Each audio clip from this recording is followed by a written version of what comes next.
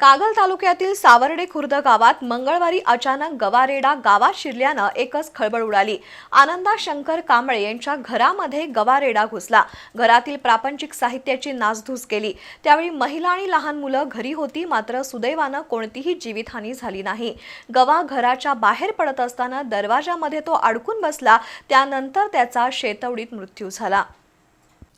कागल तालुक्यातील सावर्डे खुर्द गावातील आनंदा शंकर कांबळे यांच्या घरामध्ये मंगळवारी गवारेडा घुसला।